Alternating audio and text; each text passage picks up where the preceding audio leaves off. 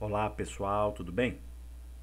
Hoje abordaremos a crise do Império Colonial Espanhol e daremos continuidade ao que seria o estudo do processo de independência ou dos processos de independência que ocorrem na América Latina, sobretudo no caso da América Espanhola. Essa crise do Império Colonial Espanhol, ela tem muito a ver com o contexto, né, com a conjuntura ali da Europa, que é marcada pela Revolução Francesa, pela Revolução Industrial, pelas guerras napoleônicas e toda essa transformação, né, essa expansão dos ideais iluministas pela Europa, elas irão minar o sistema colonial. Então, nessa aula nós abordaremos a crise do Império Colonial Espanhol, que nada mais é, né, do que a crise do antigo sistema colonial. Então, essa crise do Império Colonial Espanhol, ela repercute aqui na América, né, com a crise do antigo sistema colonial. Ou seja, a metrópole está em crise, a Espanha está em crise e não consegue dar sustentação ao pacto colonial. E aí nós temos, né, o processo de independência dos países que compunham aí, né, a América Espanhola, ou seja, a América Espanhola irá se fragmentar em vários países, né, do México até o Chile. Nós temos a fragmentação do que seria a América Espanhola, né, o que eram colônias se transformam em países independentes. Então, quais são os fatores que levaram à independência aqui da América Espanhola, né, que assinalam a crise do Império Colonial Espanhol?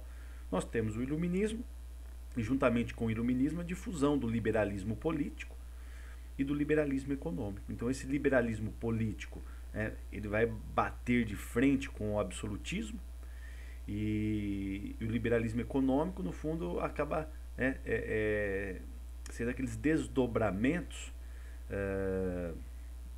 desses ideais iluministas, mas também da Revolução Industrial, que buscavam, né, o questionamento da ordem colonial, daquela relação monopolística dentro do mercantilismo, que era o chamado Pacto Colonial. Então o iluminismo, né, ele difunde, ele faz a difusão de ideais como o liberalismo político, né, de novos ideais como o liberalismo político e econômico, que irão resultar, né, que irão contribuir para o fim do pacto colonial. E o fim do pacto colonial, olhado na prática, vamos dizer, ele tem gatilhos, né, vamos dizer assim, as ideias iluministas, mas na prática nós temos, por exemplo, né, bem emblemático aqui, o caso da independência dos Estados Unidos em 1776. Né? Então é o exemplo da primeira colônia que consegue se rebelar contra a metrópole e buscar a sua independência. Então a gente trata a independência dos Estados Unidos, né, como algo bastante emblemático e servindo de exemplo para as demais nações aqui na América Espanhola. A Revolução Francesa e os seus desdobramentos também é bastante importante. Então a Revolução Francesa, na prática, é a luta contra o absolutismo, a implementação do liberalismo político. E a Revolução Francesa, ela promove a propagação dos ideais iluministas, né? Sintetizado aqui no lema liberdade, igualdade e fraternidade. Então, se você está buscando a liberdade, a igualdade e a fraternidade, não dá para manter uma colônia. Uma colônia significa o contrário de liberdade, igualdade e fraternidade. Então, a propagação dos ideais iluministas na Europa também repercutem aqui na América. E a Revolução Francesa, justamente com esses ideais, né, com esse lema, a Revolução Francesa aparece como um incentivo aos movimentos de libertação aqui na América. Né? Então, nós temos o exemplo da independência dos Estados Unidos, o incentivo da Revolução Francesa, é um contexto marcado aqui pelo iluminismo, que vai colocar em xeque o antigo regime, né? E dentro do antigo regime, a questão aqui do antigo sistema colonial, que também entrará em colapso. Então, esse é o processo que nós estamos estudando.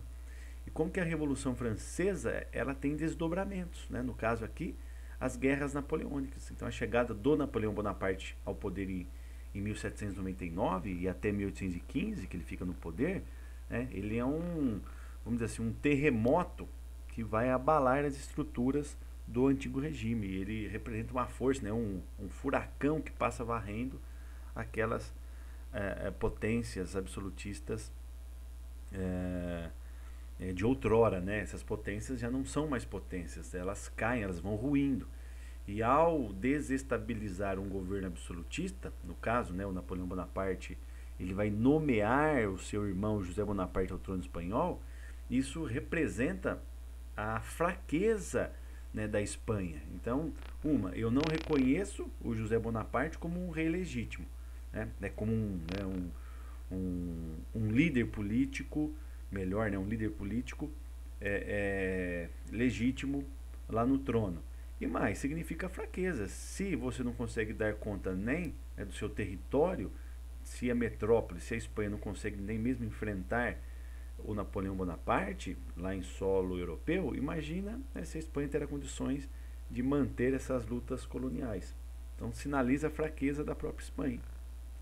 E a Revolução Industrial, trazendo, né, essa questão do liberalismo econômico para a tona, né, à tona, na verdade, para frente, para a linha de frente. Essa Revolução Industrial, ela, ao desenvolver essas ideias, né, o liberalismo econômico, de liberdade de se negociar entre as nações, fomenta, no fundo, a participação, eu diria, o interesse comercial da Inglaterra, que na América fica evidente. Então nós temos a presença e o interesse comercial da Inglaterra aqui na América, fomentando as independências para ganhar mercados. Então a Revolução Industrial, a questão do liberalismo econômico, traz à tona essa questão da liberdade, porque a Inglaterra, que saiu à frente ali no processo, né, de desenvolvimento do capitalismo industrial,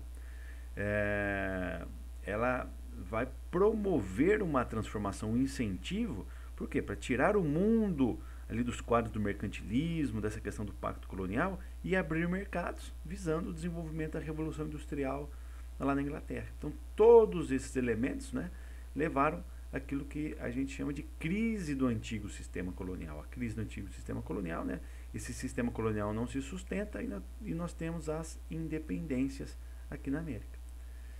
As primeiras revoltas emancipacionistas, elas se dão ao longo do século XVIII, a princípio sem resultados positivos, porque não teve apoio das elites, e também porque foi realizado por camadas populares, né? Não teve força para lutar, mesmo que a Espanha, né, que a metrópole estava decadente, ela tinha força, né? Tinha burocracia, tinha exército que conseguia manter. Mas, né, se conseguiu manter esse primeiro impacto, a gente vai ver que isso não se sustenta. Então o processo de independência ele vai ganhando força ao longo do século XIX, e nós temos duas etapas no século XIX, né? De 1808 a 1815, ainda representando essa insatisfação das camadas populares, agora com um pouco mais de força, a repressão espanhola também ganha ímpeto. Porém, depois de 1816 até 1824, aí nós temos, né, pipocam várias vitórias desses movimentos emancipatórios, desses movimentos que lutavam pela independência. Uma questão importante aqui, um ponto de vista importante, que agora temos a participação da elite colonial, que são os criolhos. Então, além de todo esse contexto, dessa conjuntura, né, política, econômica lá da Europa, de transformações, nós temos também aqui na América a elite colonial, os criolhos, né, os filhos dos espanhóis que foram nascendo aqui na América, que ocupavam, né, um quadro secundário aqui dentro do Estado, mas eles vão ganhando força e têm interesses próprios, ou seja, têm interesses que não são interesses ligados à metrópole. Então essa elite colonial, é importantíssima a participação dessa elite colonial aqui nos movimentos de independência. Então nós falamos que os criolhos liderou esse processo de independência e muitas vezes lutou contra aquela elite metropolitana que estava aqui, que são os chamados chapetones. Esses chapetones representavam a dominação metropolitana, né? Eram aquela parte da nobreza mais ligada ali, aquela parte da elite mais ligada à Espanha e representada sobretudo por espanhóis, que tinham interesses mais ligados à metrópole. os crioulos, interesses mais ligados à colônia, né? Então, quando você junta os interesses dos crioulos mais as camadas populares em todo esse cenário, e somado ainda ao apoio da Inglaterra, né, que buscava o livre comércio, nós temos o sucesso desses movimentos emancipatórios, né, desses movimentos que buscavam as independências aqui na América.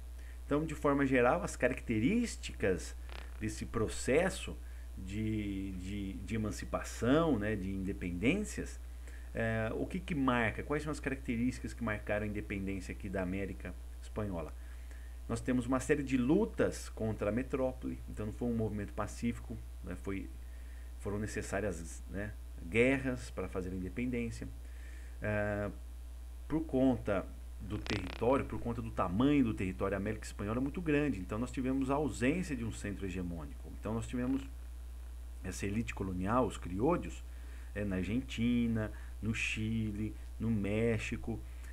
Cada regiãozinha tinha os seus, né, membros da elite colonial que tinham seus interesses e que lideravam essas lutas, né? Então é uma luta, vamos dizer assim, fragmentada, né? Cada região e essa fragmentação a gente vai ver depois na fragmentação territorial. Então não tivemos um centro hegemônico polarizando toda a América Espanhola contra, né, a Espanha. E aí fica evidente, né, os interesses dessas elites regionais resultando na fragmentação territorial. Então, né, os criollos da Argentina fizeram a Argentina, ali no Chile, o Chile, Equador, Colômbia, Panamá, México. Então nós temos, ao contrário aqui da América Portuguesa, que virou um país só, que foi o Brasil, lá na América Espanhola, né, se fragmentaram em vários países. Então a independência dessas colônias, né, coloquei independência entre aspas, porque não alterou a estrutura básica da produção colonial, Então fizemos a independência, porém mantivemos as mesmas estruturas. E essas estruturas, né, tinham interesse, né, do próprio capitalismo industrial inglês em manter essas estruturas. Por quê? Porque você forneceria gêneros tropicais, né, mercadorias, matérias-primas, para a Revolução Industrial, né? E então nós fizemos a independência, mas mantivemos a estrutura básica de produção colonial. Então a gente vai começar, não só nesse caso aqui, mas também no caso do estudo da independência do Brasil, a gente vai ver a independência política, ela não, né, é seguida por um processo de transformação econômica e social. Então fizemos a independência, né, temos países independentes, porém as estruturas desses países ainda mantêm a concentração da terra, né?